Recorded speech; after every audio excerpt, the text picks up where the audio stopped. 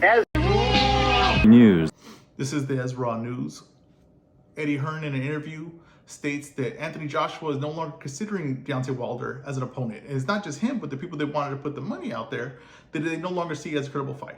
Now, I think translation is they no longer see the deal that was signed in place before the fights happened, before Wilder took the loss, as the deal they want to take. I believe they want Anthony Joshua to take that fight, but with him getting a bigger slice of the pie than Deontay Wilder was going to take, and Deontay Wilder taking less. Now, that may probably hinder the fight from taking place, or Deontay Wilder might see it as, my name value is still there. I might have lost, but I don't think people care. They still want to see this matchup, these two big names. And, apparently Saudi Arabia has a lot of money. Why would it be an issue when these fights are not going to be profitable no matter what? Why would it be an issue giving maybe Joshua a little bit more since he's coming off a win and keeping Deontay Wilder where he's at? You have to see it play out.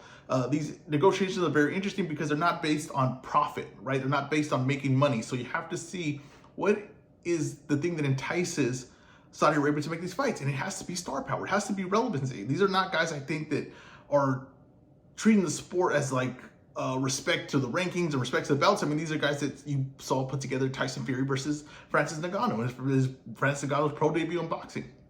They want a show. I think there's no bigger show that could be made for Anthony Joshua that doesn't include Tyson Fury that isn't Deontay Wilder. Now, the other fight that was rumored and was thrown out there, right, and I think it's also a negotiating tactic, right, that showing Joshua doesn't need Wilder, is Francis Ngannou, right? Francis Ngannou versus Joshua in March, which isn't a ridiculous thing or not unrealistic. I think everything's realistic in Saudi Arabia as far as the heavyweight division. So I think it's there, but I also think that it's thrown out there because they want Deontay Wilder to know, hey, we don't need you. We can go a different direction. And it's all negotiating plays at that point. I don't really take anything said serious. I just think that people want the deal that was originally signed scrapped and want to rework it. Of course, better off for Joshua. That's what they want. We shall see how it goes. I don't believe that Joshua Ngannou is not going to happen. I don't believe that that's an impossible fight to me. I think that fight makes a lot of sense as well. And I think that Joshua's team, who feels like he looked very sharp his last fight, sees that as a very, very winnable fight, but a fight that is people are going to buy into because they just saw Ngannou slap around Tyson Fury.